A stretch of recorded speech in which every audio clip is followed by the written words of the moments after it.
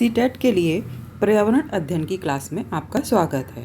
हमने इस टॉपिक में आपके 30 क्वेश्चंस को लिया है और जो आपके प्रीवियस ईयर से पूछे गए हैं। देखते हैं अपना आज का क्वेश्चन। प्राथमिक स्तर पर पर्यावरण अध्ययन की कक्षा में निम्नलिखित में से कौन सा प्रकरण चर्चा करने और अनुभव साझा करने के लिए सबसे उपयुक्त होगा? ऑप्शंस आर पानी के प्रयोग और घनत्व की अवधारणा, पानी के प्रयोग और घुलनशील वस्तुएं, दांडी यात्रा और बाष्पीकरण की अवधारणा, पानी की सुविधा सभी को बराबर नहीं मिलती। इसका सही आंसर है ऑप्शन 4। बच्चों ने अपने आसपास के वातावरण में देखा है कि पानी की सुविधा कहीं ज़्यादा है कहीं कम है, यानी कि कहीं पानी कम आता है कहीं ज़्यादा आता है। तो वो जो अपने आसपास का माहौल देखते हैं उसी से इसको साझा करते हैं। नेक्स्ट क्वेश्चन है, पर्यावरण अध्ययन के एक शिक्षक को अपनी कक्षा की गतिविधियों के संपादन में बच्चों के स्थानीय संदर्भ को शामिल करना चाहिए। स्थानीय संदर्भ को शामिल करने के लिए एक शिक्षक को निम्नलिखित में से क्या ध्यान देना चाहिए?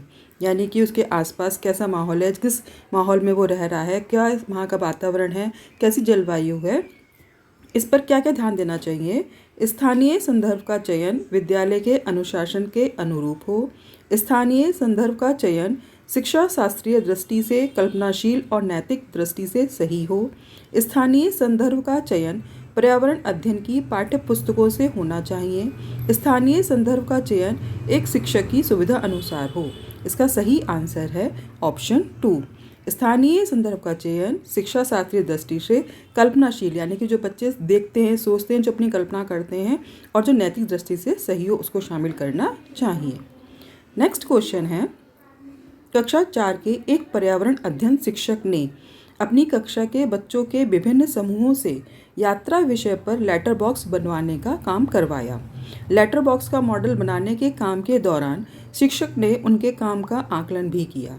शिक्षक ने बच्चों के इस गतिविधि के लिए निम्नलिखित में से किन आकलन के उपकरणों का प्रयोग किया होगा? ऑप्शंस आर पोर्टफोलियो, चेकलिस्ट और उपलब्धि परीक्षण और उपख्यानात्मक अभिलेख, कार्यपत्रक। इसका सही आंसर है चेकलिस्ट और उपलब्धि परीक्षण ऑप्शन 2।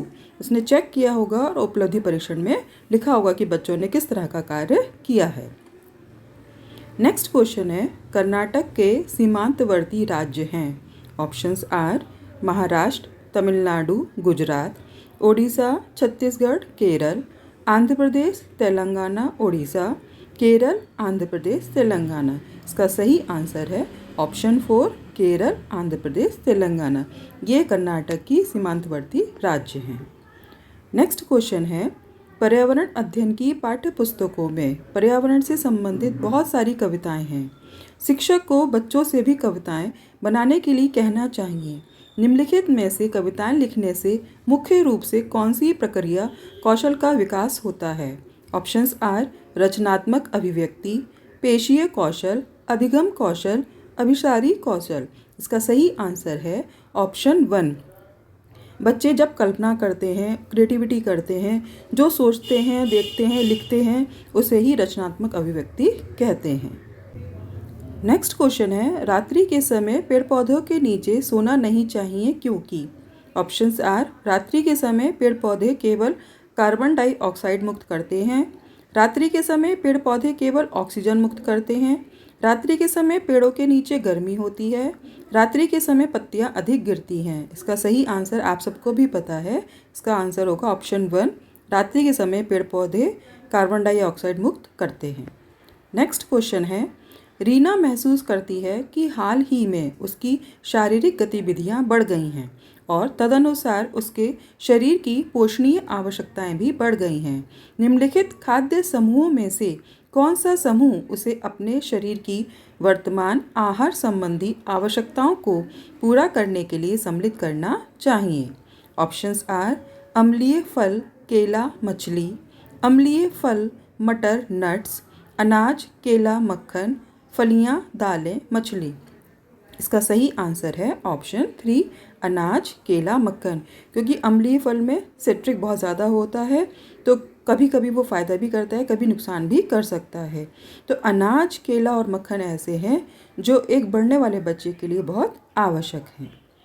नेक्स्ट क्वेश्चन है, एक शिक्षिका कक्षा में खाद्य भंडारण हेतु कुछ बिंदु श्यामपट्ट पर लिखती है। इन पदार्थों को नमी से दूर रखना चाहिए, इन पदार्थों को बंद डिब्बे में रखना चाहिए, इन पदार्थों को ऐसे स्थान पर रखना चाहिए जिससे कि कीड़े मकोड़े तथा चूहों से इनकी रक्षा की जा सके। शिक्षिका किस पदार्थ के भंडारण के विषय में शिक्षार्थियों को समझा रही है? ऑप्शंस आर सब्जियों, दूध, गुड़, मांस। अब आप सोचिए कि सब्जियों को बंद डिब्बे में नहीं रख सकते हैं, दूध को कीड़े मकोड़े चूहे और नमी से कोई मतलब नहीं है, मांस को बहुत दिन तक नहीं रख सकते हैं, तो इसका सही आंसर है ऑप्शन 3 गुड़। नेक्स्ट क्वेश्चन है, निम्न तत्वों में से किसमें कार्बोहाइड्रेट्स और प्रोटीन दोनों होते हैं? Options are phosphorus, sulphur, nitrogen, carbon. इसका सही आंसर है ऑप्शन 4 कार्बन। कार्बन ऐसा है जिसमें कार्बोहाइड्रेट्स और प्रोटीन दोनों होते हैं। नेक्स्ट क्वेश्चन है, साल, सागौन, बांस तथा शीशम किस वायोम के वृक्ष हैं? ऑप्शंस आर मानसूनी वायोम, रूम सागरीय वायोम, विषुवत रेखीय वन वायोम, मानसूनी सदाबहारी। तो इन सब पेड़ों को बहुत अधिक बारिश चाहिए, इसलिए ये है ऑप्शन 1 मानसूनी वायु। नेक्स्ट क्वेश्चन है, एक शिक्षक अपनी कक्षा में एक शिक्षार्थी को मरुस्थलीय पौधों की 3 विशेषताएं लिखने को कहता है। शिक्षार्थी इन 3 पौधों की विशेषताएं निम्न प्रकार से लिखता है। इन पौधों की पत्तियां बहुत छोटी या अनुपस्थित होती हैं, इनका तना कठोर होता है, इन पौधों पर कांटे पाए जाते हैं। शिक्षार्थी द्वारा लिखी गई विशेषताओं में से सही है ए और बी, बी और सी, ए और सी, ए बी सी। इसका सही आंसर है ऑप्शन 4 ए बी और सी।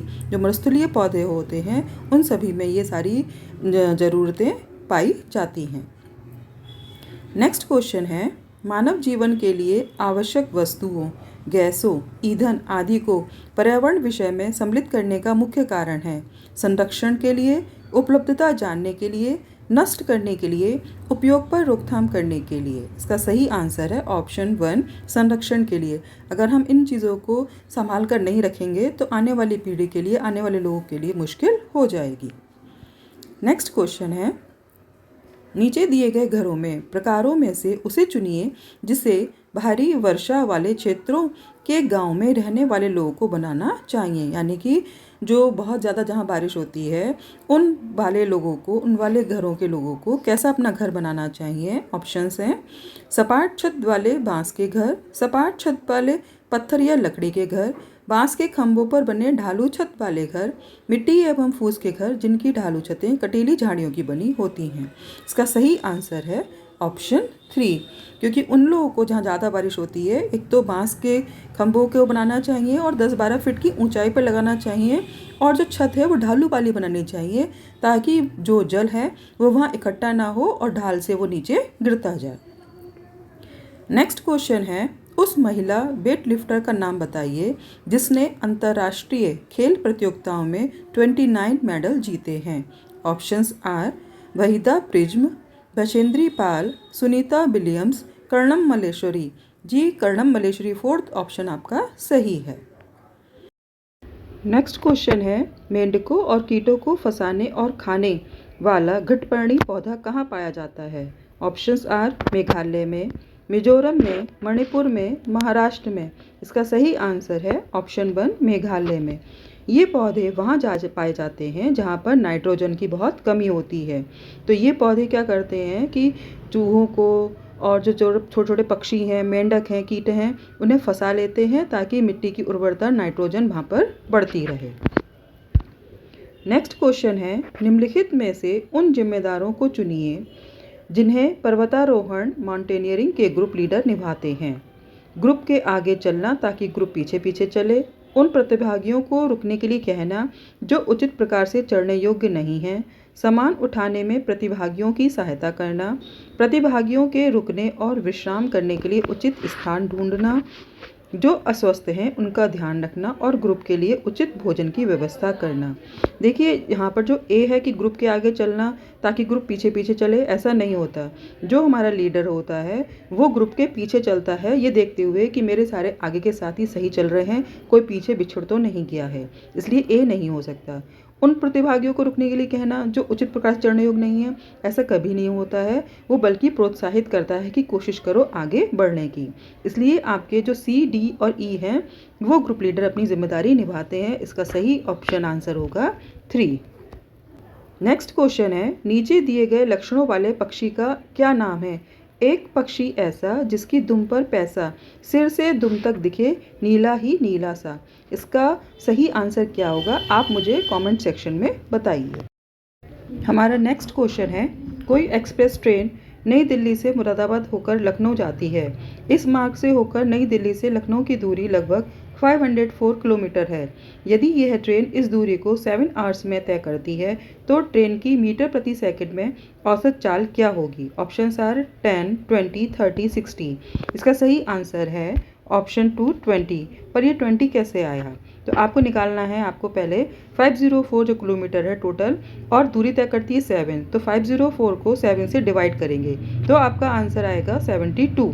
72 को हम मल्टीप्लाई करेंगे 5/18 से तो आपका आंसर आएगा 20। इस तरह से ये मीटर प्रति सेकंड में आपको आंसर पता चल जाएगा। नेक्स्ट क्वेश्चन है, मच्छरों से फैलने वाले 3 रोगों का समूह है। डेंगू, मलेरिया, कोविड-19। Chikungunya, dengue, HIV, AIDS. Malaria, dengue, chikungunya. कोविड-19, चिकनगुनिया, डेंगू। इसका सही आंसर है ऑप्शन 3। बाकी जो बीमारियां हैं जैसे कोविड-19 हैं, ये HIV, एड्स हैं, ये हवा से फैलने वाले रोग हैं। नेक्स्ट क्वेश्चन है, पर्यावरण अध्ययन के संकेत रूप में पढ़ाने के लिए किस विधि को अपनाना होगा? ऑप्शंस आर भाषा और विज्ञान को समेकित करना, वास्तविक प्रक्रिया को संकल्पनाओं के साथ एक करना, जीव विज्ञान, रसायन विज्ञान और भौतिक विज्ञान में समानता ज्ञात करना, तथ्यों एवं सिद्धांतों में संबंध स्थापित करना। इसका सही आंसर है ऑप्शन 2, वास्तविक प्रक्रिया को संकल्पनाओं के साथ एक करना। यानी कि जो बच्चे हैं उन्होंने क्या सोच रखा है, कैसा वातावरण है, उस सारी चीज़ों को इकट्ठा करके तब उन्हें टीच करना, उनका ज्ञान बढ़ाना। नेक्स्ट क्वेश्चन है, एक अध्यापक को कक्षा में पढ़ाते समय सबसे अधिक प्रसन्नता तब होती है जब? ऑप्शंस आर छात्र एक दूसरे से पूछकर लिखते हैं, सभी छात्र शांत होकर ध्यानपूर्वक उसको सुनते हैं, ब्लैक बोर्ड पर लिखे को अपनी उत्तर पुस्तिका में लिखते हैं, शिक्षण के समय प्रश्न पूछते रहते हैं। इसका सही आंसर है ऑप्शन 4। टीचर को जब अच्छा लगता है कि उसने टीच किया और बच्चे उस चीज़ों से जागरूक होकर अपने क्वेश्चंस पूछते हैं, और बाकी सारे ऑप्शंस में तो नीरसता या रटने वाली स्थिति आती है। नेक्स्ट क्वेश्चन है, पर्यावरण अध्ययन की कक्षा में अवधारणाओं को स्पष्ट करने के लिए कविताओं एवं कहानियों और कहानी कथन का प्रयोग करना, ये क्या है? ऑप्शंस आर बच्चों में विद्यमान भाषिक एवं सांस्कृतिक विविधता को ध्यान में रखता है, उचित दिशा में बच्चों की ऊर्जा को संकेंद्रित करता है, पाठ को आनंददायक और रोचक बनाने में सहायता करता है, स्थानीय एवं विश्व स्तर पर संसार की प्रकृति को खोजने और कल्पना करने की योग्यता का विकास करने में सहायता करता है। इसका सही आंसर है ऑप्शन 4। नेक्स्ट क्वेश्चन है, निरंतर एवं व्यापक मूल्यांकन CCE में निरंतर शब्द प्राथमिक स्तर पर किस प्रकार के मूल्यांकन का प्रतिनिधित्व करता है? ऑप्शंस आर अधिगम के लिए मूल्यांकन, अधिगम में मूल्यांकन, अधिगम के रूप में मूल्यांकन, अधिगम का मूल्यांकन। हम जब भी CCE देखते हैं तो अधिगम के लिए यानी कि बच्चे ने क्या सीखा उसके लिए मूल्यांकन करते हैं, इसलिए इसका सही आंसर है ऑप्शन 1। नेक्स्ट क्वेश्चन है, EBS के संबंध में प्रासंगिकता का मतलब क्या है? EBS को सरल से जटिल तक सीखना, ज्ञात से अज्ञात की ओर EBS सीखना, उदाहरण के माध्यम से EBS सीखना, EBS सामग्री को वास्तविक जीवन स्थितियों और विद्यार्थियों के तत्काल वातावरण से जोड़कर सीखना। इसका सही आंसर है ऑप्शन 4, ताकि बच्चों को जो वास्तविक स्थितियां हैं उससे लेकर वो सीख सकें और EBS उन्हें सरल भाषा में समझ में आ सके। नेक्स्ट क्वेश्चन है, EBS सीखने के लिए कौन सबसे अच्छा संसाधन हो सकता है? क्षेत्र भ्रमण का आयोजन, ट्विटर, स्कूल पुस्तकालय, फेसबुक। इसका सही आंसर है क्षेत्र भ्रमण का आयोजन। जितना ज़्यादा बच्चे अपने वातावरण के आसपास के माहौल को देखेंगे उतना ही जल्दी वो ईवीएस के अध्ययन को सीख पाएंगे। नेक्स्ट क्वेश्चन है हमारा, सीखने में सुधार पर आकलन का बिंदु है। सीखने के लिए आकलन, सीखने के रूप में आकलन, सीखने का आकलन, औपचारिक स्थितियों से संबंधित आकलन। इसका सही आंसर है सीखने के लिए आकलन, कि बच्चे ने क्या सीखा उसका हम आपका आकलन कर सकें। नेक्स्ट क्वेश्चन है, कक्षा पहली एवं दूसरी के लिए पर्यावरण अध्ययन की कोई पाठ्यपुस्तक नहीं है। ऐसा इसलिए है क्योंकि इन कक्षाओं के विद्यार्थियों को पर्यावरणीय अवधारणाएं पढ़ाना कठिन है। पर्यावरणीय घटकों को भाषा और गणित के साथ समाहित किया गया है। ऐसा शिक्षकों और विद्यार्थियों का बोझ कम करने के लिए किया गया है। पाठ्यचर्या पाठ्य पुस्तकों से परे जाने पर बल देती है। इसका सही आंसर है ऑप्शन 2। पर्यावरण घटक को अलग से न शामिल करके जो भाषा और गणित की पुस्तकें हैं उन्हीं में इसी पर्यावरण का ज्ञान दिया जाता है। अन्य बोझ बच्चों पे ना लगे इसलिए अलग से कोई उनको लिए पाठ्यक्रम शामिल नहीं किया गया है। नेक्स्ट क्वेश्चन है, पर्यावरण अध्ययन की प्रकृति है। क्रिया की अपेक्षा संज्ञा अधिक, संज्ञा की अपेक्षा क्रिया अधिक, संज्ञा एवं क्रिया दोनों, ना तो संज्ञा ना ही क्रिया। इसका सही आंसर है ऑप्शन 2, संज्ञा की अपेक्षा क्रिया। पर्यावरण जो है वो संज्ञा यानी कि रटने पर, इन सब बातों पर ध्यान नहीं देता, क्रिया कार्य करने, खोजने, देखने, आसपास की चीज़ों को जानने के लिए अधिक प्रोत्साहित करता है। इसलिए क्रिया अधिक है संज्ञा की अपेक्षा। नेक्स्ट क्वेश्चन है, निम्नलिखित में से कौन सा शैक्षिक उद्देश्य ज्ञानेंद्रियां विषय के लिए विशिष्ट, मापने योग्य और प्राप्य है। ऑप्शंस, विद्यार्थियों को पता होगा कि चींटियां जमीन पर गिरी मिठाइयों पर क्यों एकत्रित हो जाती हैं। ज्ञानेंद्रियों के महत्व को समझकर विद्यार्थी अपनी ज्ञानेंद्रियों की अच्छी तरह से देखभाल करेंगे। विद्यार्थी एक चित्र के द्वारा समझेंगे कि 3 भिन्न पशुओं में उत्कृष्ट ज्ञानेंद्रियां किस प्रकार काम करती हैं। भोजन जुगाड़ करने के लिए प्रयोग की जाने वाली ज्ञानेंद्रियों के आधार पर विद्यार्थी दिए गए पशुओं की सूची को वर्गीकृत करेंगे। इसका सही आंसर है ऑप्शन 4। बच्चे देखेंगे कि किस तरह से पशु अपने ज्ञानेंद्रियों को प्रयोग कर रहे हैं और फिर इसकी एक सूची बनाएंगे। नेक्स्ट एंड लास्ट क्वेश्चन है हमारा, प्रयोग से हम विशिष्ट निष्कर्ष प्राप्त कर सकते हैं। प्रयोग के उपयोग से विशिष्ट निष्कर्ष प्राप्त करने का निम्नलिखित में से कौन सा सर्वश्रेष्ठ उदाहरण है। भोजन पचाने में लगने वाला समय ज्ञात करने के लिए सभी विद्यार्थियों को एक समान भोजन खाने को कहना, कक्षा में विभिन्न स्थानों पर गुड़ के टुकड़े रखकर देखना कि अलग अलग स्थानों पर चींटियां कितने समय में पहुंचती हैं, समझना कि चाय का गर्म प्याला ठंडा क्यों हो जाता है जब हम उस पर हवा फूंकते हैं, पानी में एक भरी बोतल और एक खाली बोतल फेंक कर जांचना कि कौन सी बोतल ऊपर तैरती है। इसका सही आंसर है ऑप्शन 4।